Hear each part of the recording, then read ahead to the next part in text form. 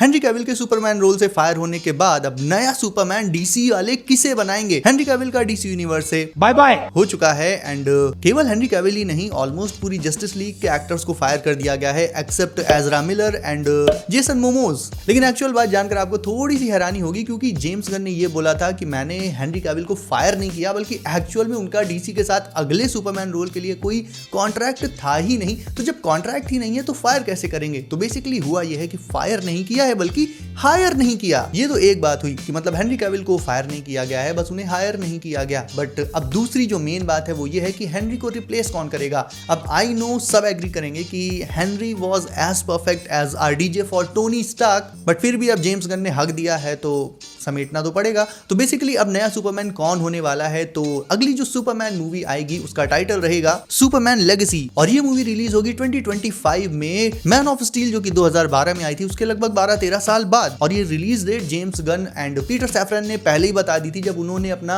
DC universe को reboot करने का प्लान बताया था। एंड एक तरह से देखा जाए तो ये रिबूट कम है, छीछा लेदर ज्यादा है, because we all know and we all agree कि जैक स्नाइडर की जो जस्टिस लीग थी वो परफेक्ट थी हर मामले में एंड मे बी वो मार्वेल की आने वाली एवेंजर सीरीज को भी बीट कर सकती थी, इवन उसकी टक्कर की तो थी। तुम केवल एक चीज इमेजिन करो, अगर इस जस्टिस लीग का हमें अगला पार्ट देखने को मिलता है जिसमें हमें intense dark environment, long hair Joker, evil Superman और नाइटमेयर में सारे superheroes versus dark side, ये सब देखना डीसी के किसी भी फैन के लिए एक सपने जैसा है। एंड ये सच होते होते रह गया केवल इस आदमी की वजह से। जेम्स गन नहीं है, ये हगे मारू है, इसने हग दिया है बुरी तरह से। बट जो भी है, लेट मी टेल यू कि अब हेनरी कैविल की जगह इन्हें नया सुपरमैन बनाया जा रहा है। ये है डेविड कॉरन स्वेट एंड ऑलमोस्ट ये कंफर्म हो चुके हैं नेक्स्ट सुपरमैन के रोल के लिए। ऑल्दो बिल्कुल 100% फाइनल नहीं है, बट हाँ 90% मान सकते हो। बट जो भी हो, कुल मिलाकर डीसी के फैंस का तो मूड खराब कर ही दिया जेम्स गन ने बेसिकली, क्योंकि जैसे ह्यू जैकमैन वुल्वरीन के लिए,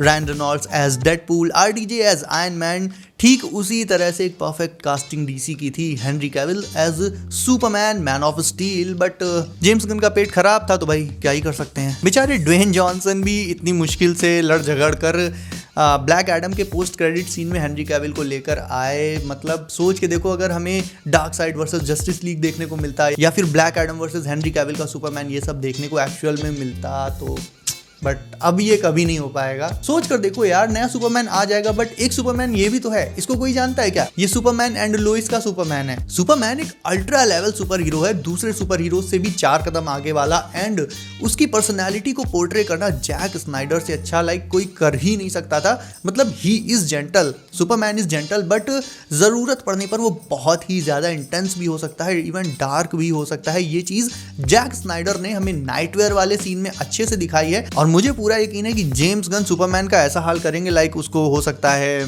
बॉलीवुड के गानों की तरह खेतों में नचा दे।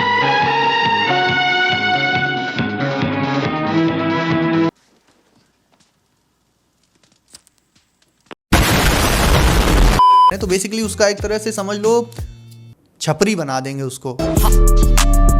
और यही रीजन था कि फैंस ने जॉस वीडॉन की जस्टिस लीग की जगह, मतलब जस्टिस लीग को तो पूरी तरह से रिजेक्ट कर दिया, उन्होंने केवल और केवल जैक स्नाइडर की जस्टिस लीग को रिलीज करने की मांग की बहुत ज्यादा की एंड वो रिलीज भी हुई, हमने देखी। एंड देखा जाए तो भाई 4 घंटे की मूवी है, बट सीरियसली 1 सेकंड भी उसमें ना ही बोरिंग है ना ही आउट ऑफ कॉन्टेक्स्ट लगता है जैसा कि हमें जस्टिस लीग में लगा था।